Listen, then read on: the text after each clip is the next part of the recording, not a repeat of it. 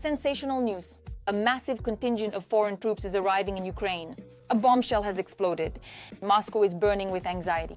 Right now, the front is preparing for a new turn of events. Putin's army has been exposed. Our forces have made the Russian mercenaries run for their lives. A black day in the Kremlin. The beginning of a tank famine. Reserves are melting before our eyes. There is also a critical shortage of soldiers. The dictator, in agony, is looking toward Europe. All this and more in our episode Hellpoint. This has never happened before. Thousands of Indonesians will enter Ukraine. The Ukrainian Armed Forces will receive reinforcements that will make the enemy real. The battle against Russia is entering a new phase. The pace is frantic, the stakes are enormous. Putin's mercenaries have lost their footing. Their panic grows by the minute. Foreign reinforcements are preparing a move that could go down in history. Don't miss the exclusive details. Even more aid and support. The Ukrainian Armed Forces may receive reinforcements to fight against the Russian occupiers. The president of Indonesia stated that he is ready to send peacekeepers to Ukraine under the auspices of the United Nations once the appropriate decision is made by the UN. We will continue to serve where peace needs defenders, not just with words but with boots on the ground. If and when the UN Security Council and this General Assembly decide, Indonesia is ready to send 20,000 or even more of our sons and daughters to establish peace in Ukraine, in Gaza, in Sudan, in Libya, everywhere peace needs to be ensured. This is accordingly a 20,000-strong contingent that Indonesia is ready to send. It is not enough to monitor the situation along the entire length of the Russian-Ukrainian front. The length of the Russian-Ukrainian front currently exceeds 1,200 kilometers. Therefore, there is no reason to speak about the effectiveness of a peacekeeping mission, specifically a contingent of up to 20,000 personnel. This would be nothing more than a monitoring mission. Earlier, the president of the UN General Assembly, Annalena Baerbock, stated that she does not rule out the possibility of deploying UN peacekeeping forces in Ukraine to support a ceasefire and post-war recovery, if the majority of member states agree to it. To organize a peacekeeping mission under the auspices of NATO, several stages must be completed. The first is the familiarization stage, when UN representatives travel to the country and become acquainted with the military, economic, political, and religious aspects of the territory where the peacekeeping mission might be deployed. But most importantly, to deploy a peacekeeping mission under the auspices of the UN, the consent of both parties to the conflict is required. That is, not only Ukraine, but also the Russian Federation. And this is essentially a stumbling block, a dead end. For a UN peacekeeping mandate, budget approval is required. Again, the Russian Federation is one of the main sponsors of the United Nations. To say that they would be interested accordingly in financing a peacekeeping operation at the expense of the Russian Federation's budget is not accurate. That does not reflect reality. Let us recall that on September 4th, a meeting of the Coalition of the Willing took place in Paris with the participation of the President of Ukraine, Zelensky, where possible future security guarantees for Ukraine were discussed, aimed at ensuring a just and lasting peace. 26 countries have officially agreed to form support forces which are to be deployed in Ukraine immediately after a ceasefire is established. As part of this plan, two separate ground groups have been created. NATO military personnel on the territory of Ukraine will be regarded by the Russian Federation as that country's participation in hostilities on the side of Ukraine. Accordingly, the Russian Federation will also claim the legality of military targets at the moment of the physical elimination of these servicemen. Meanwhile, Russian Foreign Minister Lavrov has already threatened that any European military contingents in Ukraine will become legitimate targets for Putin's army. The horse's head noted that their presence in Ukraine would be regarded by Russia as an occupation of the country by the West. He also added that the Russian Federation would not pay attention to the peacekeepers' flag. The Russian Federation is categorically opposed to the deployment of any foreign military contingents on the territory of Ukraine. This is essentially a cornerstone, a Rubicon which they cannot cross. And accordingly, these discussions about the possibility of deploying a peacekeeping contingent are merely a political component. This is a statement not backed by concrete actions. Everything depends on the position of the Russian Federation. But all of this is just speculation for now. Whether Western partners will actually send peacekeeping forces remains an open question. Finally, our forces gave the enemy a real beating near Pokrovsk. Putin is urgently pulling in troops from the Belarusian-Russian exercises, but it seems it's already too late. A crushing defeat of the dictator's army is guaranteed. Near Zaporizhzhia, there's a daring frontline clash, and the enemy has no chance of breaking out. Epic videos of the Ukrainian Armed Forces in action are even reaching the Russians. You need to see them too. Don't miss it.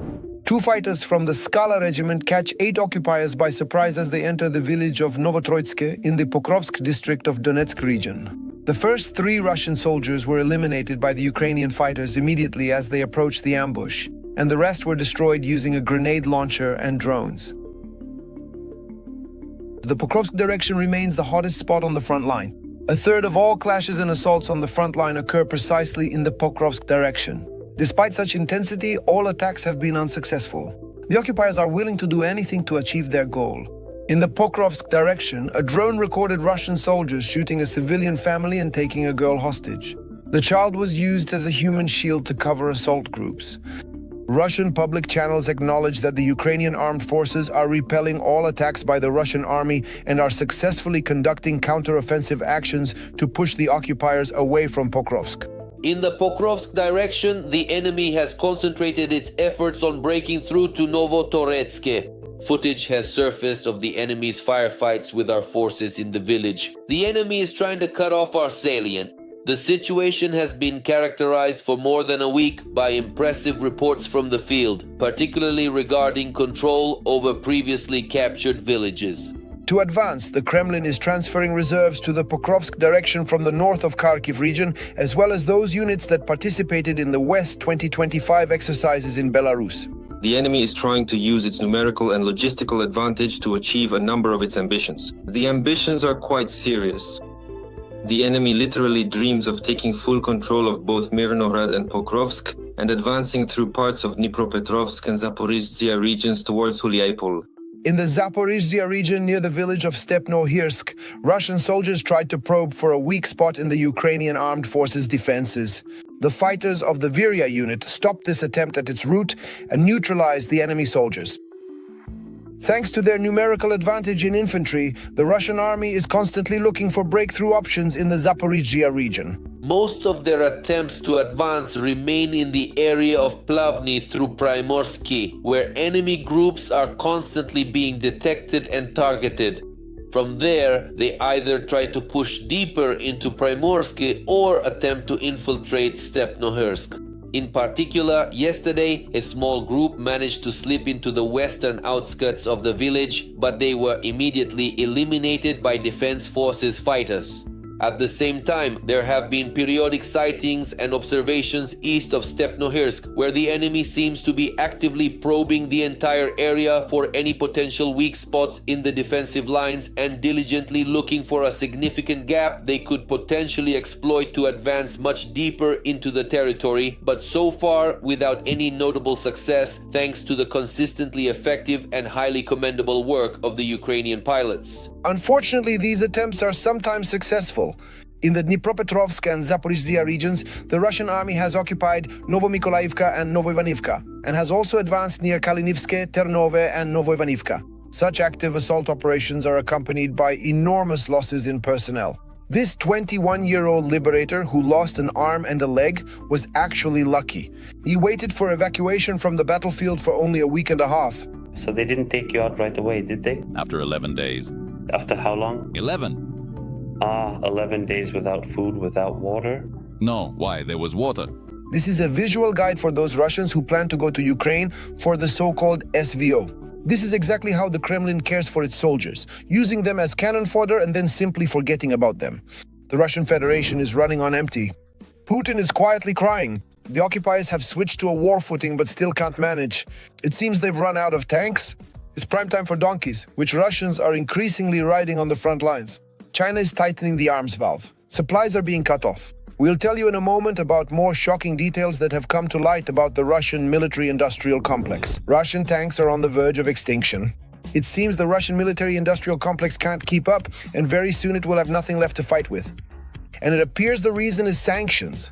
The role of sanctions here is mainly that they restrain this growth, sometimes worsen the quality of products that Russia manufactures. and in the long term, weaken the implementation of technologies like artificial intelligence that Russia could otherwise be adopting. The strong Russian economy that the Kremlin talks about is starting to show a noticeable crack. Sooner or later, the significant overheating of the military economy may not necessarily lead to its complete collapse, but rather to a very sharp and substantial downturn. The general economic trends in the Russian Federation will also affect the military sector of the economy. It would seem that for the first time since 2022, salaries have started to fall at Russia's most important enterprises. And yes, we're talking about companies in the military-industrial complex. Undoubtedly, lending to enterprises in the military-industrial complex and the differences in the form and volume of this lending compared to the non-military sector have an impact. This played a positive role, but now it's also having a negative effect, essentially reaching a peak, a plateau, or even a decline. But how do the labor shortage and economic problems then affect the expansion of Russia's military-industrial complex? The ability of the Russian economy to supply the army, to provide the war with equipment and ammunition, those abilities are not limitless either. Especially with rapid expansion, well, the modern Russian economy cannot reach Soviet-era levels. Of course, sanctions are no joke, especially when they worsen the condition and quality of military equipment or may even completely halt its new production. But here, Soviet-era tanks come to the rescue. The focus was placed on restoring Soviet equipment. When it comes to old Soviet equipment from storage bases, restoring ammunition, overhauling it, getting it ready for combat, those resources are not limitless either. But the time has come when old equipment doesn't make the job easier. In fact, it makes it harder. There are fewer and fewer units that are actually repairable. They have to repair things that aren't really fixable, disassemble them, and piece together working units from several different ones. And that requires significantly more effort, work, and so on. Thus, instead of producing new and modern equipment, Russia is increasingly resorting to using old and worn-out machinery. The production of new equipment is hindered by sanctions, among other things, as well as by the unpreparedness of the manufacturing base. That's why the ramp-up in the production of modern types of weaponry is nowhere near the pace Russia needs to make up for its losses on the battlefield. That's why they prefer to fund what will deliver results here and now, rather than tomorrow or the day after. One should not forget about Putin's loyal friends, China and Iran. They are actually helping him a great deal. We were always together back then, and we remain together now. But any supply of weapons is more a way for Beijing to keep Moscow on a short leash. China is actually helping the Russians pull up their technological base. But at the same time, the Chinese are helping Moscow precisely from the position of a suzerain. That's why they keep their hand on the tap. If Moscow acts properly, they might open the tap. But in the end, what do we have as of today? It is known that in 2024, Russia's military industry has reached the limits of its capabilities.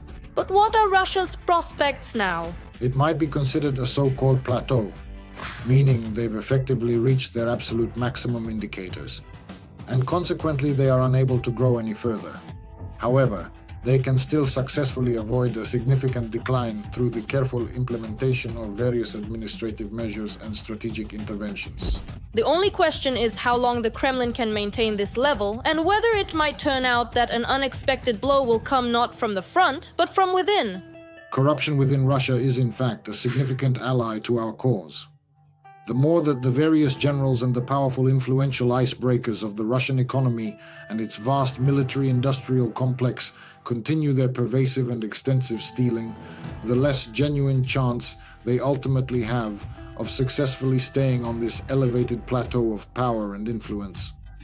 Well, for the present moment, it appears they are indeed stealing quite a substantial amount with little to no apparent repercussions. Their appetites grow every year. But of course, sanctions are only a small part of what can help Ukraine defend itself against the Russian Federation. At the same time, increasing Ukrainian production of military equipment is also an important factor. You can't believe that everything will be resolved by sanctions. We also need to develop our own production, which we are doing, and respond to strikes with strikes. This is the only way. Sanctions are merely an alternative to weapons, but not a substitute for them. That's why we have to work on both fronts.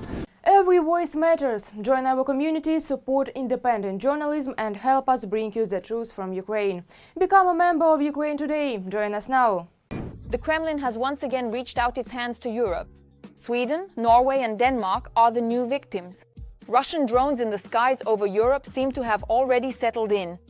The US remains silent. Putin has crossed the line. Has the boiling point really been reached? More on this coming up. Unknown drones attacked Denmark and Norway on the evening of Monday, September 22nd. As a result, an air raid alert was declared. At Denmark's largest airport in Copenhagen, all takeoffs and landings were halted after drones were spotted in the airspace. More than 35 flights were redirected to other airports. We are seeing more and more acts of intrusion into our sovereign territories. This concerning development is happening specifically in the airspace of the Northern Alliance, causing significant international concern. And this concerning development is occurring not only in numerous countries that are geographically and physically close to the Russian Federation, but it now also significantly affects various nations and territories that are much, much farther away from Russia's immediate vicinity. None of the 4 drones that flew over the airport were shot down. Copenhagen police stated that the UAVs disappeared. Denmark and Norway will conduct a joint investigation into both incidents of mysterious raids. The drone incursion that we have witnessed in these recent days was certainly not the very first instance. There have already been numerous violations of sovereign Polish airspace by both incoming missiles and various Shahed drones. There just hasn't been such a truly massive and coordinated attack before. In fact, I firmly believe that's precisely what it was. An attack, a very serious and significant act of aggression, which clearly aimed to probe effectiveness and resolve. However, I truly believe that Russia possesses the capability to undertake similar actions in various other countries as well. In the Norwegian capital Oslo, an alert was also declared over the military zone of Akershus fortress due to drones. The unauthorized aerial vehicles, commonly known as drones, were successfully identified and tracked by the vigilant military defense systems. This detection initiated a swift and coordinated response from the armed forces. In direct connection with this significant security incident, which involved the unauthorized intrusion of airspace, 2 individuals originating from the sovereign nation of Singapore were subsequently apprehended and taken into custody for further investigation and questioning regarding their involvement in the matter. Drones in Europe are, more likely, a common occurrence rather than news. Up until now, all unidentified drones have turned out to be of Russian origin. And it is quite possible that due to its impunity, Russia continues to test NATO's patience. The idea that the countries of the North Atlantic Alliance could have responded more decisively and shot down the aggressor UAV over Estonia was voiced by Lithuanian Defense Minister Dovitė Kalienė. She also mentioned the example of Turkey, whose airspace was also violated by Russia 10 years ago. It seems to me that what we have here quite clearly is precisely a significant lack of political will. At this particular stage, perhaps Estonia is genuinely afraid that Russia might somehow retaliate, but it will most certainly respond in a different, more asymmetric way. Most likely, it could very well step up its subversive activities within Estonia, perhaps even increasing its efforts to destabilize the region. Estonia shares a significant border with the Russian Federation, a neighboring country to its east. Within Estonia's population, a considerable and notable number of ethnic Russians reside, forming a distinct and important demographic group within the nation. This could be a destabilizing factor. Russian aircraft that violate the airspace of a NATO country should be shot down. This was stated by the President of the Czech Republic, Petr Pavel. According to him, only such an adequate response will make Russia realize that it has crossed the line and made a mistake. It seems we have yet another piece of evidence of China's assistance to Russia. A Chinese cargo ship has entered the port of occupied Sevastopol at least 3 times. According to the Financial Times, this refers to the container ship Hanyang 9, which, under the Panamanian flag, entered Crimea after the railway was opened. Of the 3 reported cases, journalists have so far been able to confirm only 1. Citing Ukrainian officials, the Financial Times reports that Russia is using the ship to export goods from the Donetsk and Kherson regions.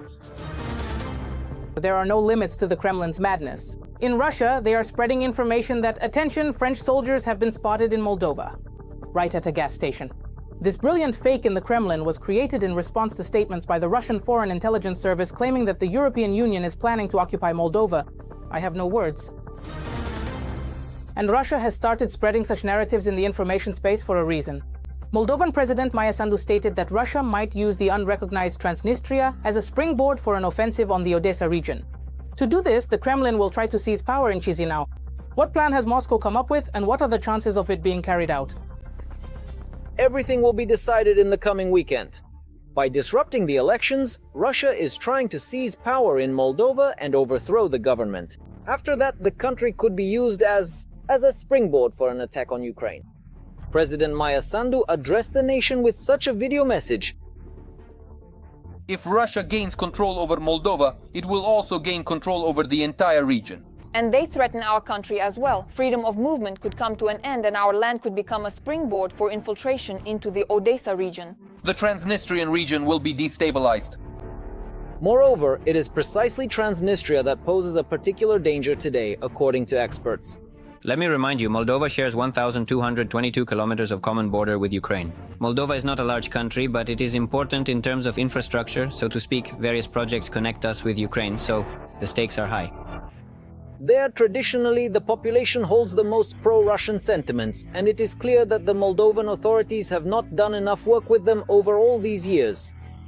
The politician called on Maia Sandu to take control of Transnistria. Today, this pro-Russian enclave is a huge problem not only for her country, but for the entire European continent. Of course, it's not solely her responsibility, but the ball is truly in her court on this issue. If she had initiated the appropriate processes and changed the agenda regarding Transnistria, she would be facing far fewer threats today. It was decided to fight only at the final stage. Less than a week before the parliamentary elections themselves, Moldova began identifying and detaining possible participants in the unrest that the Kremlin is already preparing for election day. This is connected to the forceful protests being prepared after the elections. The criminal world still remains part of this common post-Soviet system, the so-called thieves in law. And so with the help of these people and these structures, forceful protests were being prepared both inside the penitentiaries and on the outside. And so today, just this morning, the police, together with the special services and the Information and Security Service, conducted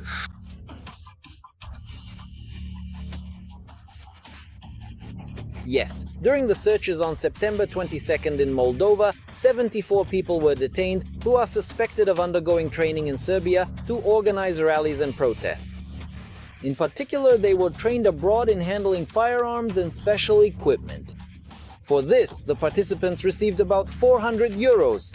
Law enforcement officials claim that Russian special services are behind the operation, and the suspects are connected both to Moldovan political parties and to criminal groups. At the same time, the investigation itself has been ongoing since July of this year. But the use of force is only part of the Kremlin's tactics. After practicing in Romania, Moldova also decided to use mass interference in elections through social media. That is, an absolutely insane and truly staggering number of short videos are deliberately recorded for platforms like TikTok, YouTube, and Facebook. And all of this is distributed in Romanian and Russian, but with Moldovan themes to specifically attract our citizens. And this is what they are betting on. For those who are older and haven't mastered TikTok yet, there's a separate program. That same Russian Orthodox Church, which has assimilated in Moldova, nevertheless maintains its standard confessional goals. Complete subordination to Moscow. There are also such concrete and undeniable pillars of their identity, so to speak. The strong Orthodox connection with Russia, because this is a Turkic people who are deeply Orthodox, who supposedly were once resettled here by the Russian Federation. And to this very day, they express their profound gratitude in this significant way, through their unwavering love and deep affection for Russia. And so Orthodoxy, specifically Orthodoxy in the Russian style, serves as a point of connection, a point of communication with Russia for them. Of course, Russia uses this to strengthen its political influence as well as to increase its economic and separatist leverage, its influence over the regions. At the same time, analysts point out that Moldova's political system is organized in such a way that the parliament holds significantly broader powers. including when it comes to the country's foreign policy direction. So are government elections perhaps even more important than the election of the country's leader? It seems to me that, unfortunately, there is a lack of this understanding. If we talk about society as a whole, in percentage terms, there is not enough understanding of the extent of the enemy. Because I think, well, my God, how many times has it already happened? First we had the pro-Russian Voronin in power, then he was replaced, then there was the pro-Russian Dodon, and again he was replaced. But all of that was before the illness of that very northern dictator reached such an extreme stage, when he attacks neighboring countries and sends drones over the European Union. And I think that if this time we end up in his clutches again, it won't be as easy to get out as it was in the past. Experts also believe that this week will remain tense right up until the elections, which will take place this weekend. At the same time, the authorities are urging people to stay vigilant around the clock, as this is essentially Russia's last chance to divert Moldova from European integration by relatively peaceful means. The Kremlin, in a significant strategic misstep, lost the initial phase of the hybrid war during the autumn of 2024. This occurred precisely when it vigorously tried to undermine the crucial referendum and the subsequent re-election of Maia Sandu. And now, the intense political battle is actively unfolding for complete control over the parliament. A sensation. Putin has driven his army to collapse. Our soldiers are grinding the invaders to dust. Russia's losses are shocking the world. Every day, thousands of occupiers are sent one way straight to Kobzon. The Kremlin is begging for mobilization, but no one wants to go to the slaughter anymore. The system has cracked. Veterans are rising up within the troops. Rebellion and chaos. The atmosphere is about to explode. Something big is about to happen. Will Putin have any living force left for the frontline meat grinder tomorrow? All the details are coming very soon. The Kremlin has finally started to choke on the war in Ukraine. For the first time since the start of the full-scale invasion, Russian army losses have exceeded the number of people willing to sign contracts with the Ministry of Defense. The rate of recruiting contract soldiers is several times lower than the number of those killed at the front. The Ukrainian Center for Countering Disinformation assures that the situation across the border is turning extremely negative for Putin. In the second quarter of 2025, only 37,900 people signed contracts with the Russian Ministry of Defense. This is the lowest figure in the past 2 years and 2.5 times less than during the same period last year. Andriy Kovalenko is the head of the Ukrainian Center for Countering Disinformation. Also, Russia no longer has enough contract soldiers to even cover its losses at the front. The Ukrainian Center for Countering Disinformation emphasizes that in recent months, the average number of deaths and injuries in the Russian army has exceeded 1,000 people per day. At the same time, according to the General Staff, Russia's losses in this war have already surpassed 1,100,000 soldiers. There are no longer always enough contract soldiers to cover the Russian army's weekly irrecoverable losses. Andriy Kovalenko, head of the Ukrainian Center for Countering Disinformation. It seems there are fewer and fewer fools willing to join Putin's army. Even the most die-hard Z-patriots understand perfectly well that this road is one way only.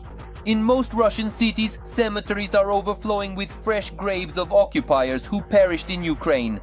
There's nowhere left to bury the Cargo 200. There is a catastrophic shortage of places for coffins returning from the front. You see, here are the cemetery gates. People are still being buried outside the cemetery gates. They've started some kind of sawdust work here. Well, everything is just as it was before. They also keep burying people in this swamp. And down below there are groundwater tables. After seeing all this, no one wants to sign a contract with the Russian Ministry of Defense. Even the millions of rubles, huge sums by the standards of rural Russia, offered for joining the occupier's army no longer work. In the fourth year of this protracted and devastating war, it has become increasingly evident that no one is rushing with any enthusiasm or patriotic fervor to line up at the numerous Russian military recruitment offices anymore. As a direct and undeniable consequence, instead of being able to select from the very best of the best, the most capable and willing individuals, the Russian army is now, regrettably, compelled to accept and integrate the best of the worst, those who are far less suitable for military service. To make up for the shortage of cannon fodder at the front, they are sending droves of Russian drug addicts, people infected with HIV, tuberculosis patients, and all kinds of social outcasts to the front lines. Some citizens in Russia have even built entire businesses around them. In the Irkutsk region, they have started paying 40,000 rubles for recruiting someone to go to war, according to the publication People of Baikal. According to the administration in Solsibirsky, local residents, you can get the money if you convince a citizen who has doubts, if you help them make up their mind. It is necessary to come to the military office together with the volunteer, clarified an employee of the local administration. It is enough for the future soldier, when signing the contract, to write 2 statements and indicate who convinced him to come. Within 7 days, this social payment will be credited to their account as a volunteer. However, Russians complain that persuading people to sign a contract with mere coaxing at the military enlistment office hardly brings anyone in. Especially when at the entrance you are met by dozens and hundreds of already wounded soldiers who are begging the state for the assistance that Putin promised them in case of injury. They say on TV that they help the wounded, that they help with everything, but no one actually does it. And you just go from one corridor to another, knocking on different doors, and it's all useless. All of this completely kills any desire Russians might have to go to the front. As a result, the military enlistment offices are forced to resort to against potential new recruits, using force, intimidation, and threats. Very often, and regrettably, it is an unfortunate truth that we encounter situations where I must apologize for the inherent redundancy and the somewhat circular nature of that particular statement, but it is indeed a common occurrence. But even under the threat of prison or torture, which in Russian military enlistment offices has recently become a common practice, they still manage to break people and force them to sign a contract with the army, where there are fewer and fewer people. Analysts say that soon the Putin army will simply choke. With each passing day, it becomes harder and harder for the Kremlin to replenish its losses at the front. As a result, in some directions, the enemy has practically left its flanks exposed. Experts assure that this is exactly what the Ukrainian Armed Forces may take advantage of in the near future. Meanwhile, the military has already announced a major counter-offensive by the Armed Forces of Ukraine. That's all from me for now. This was me, Darina Hutsakalou. Even more intense news from the front in our next broadcast. And in the meantime, don't forget to subscribe and hit the like button. See you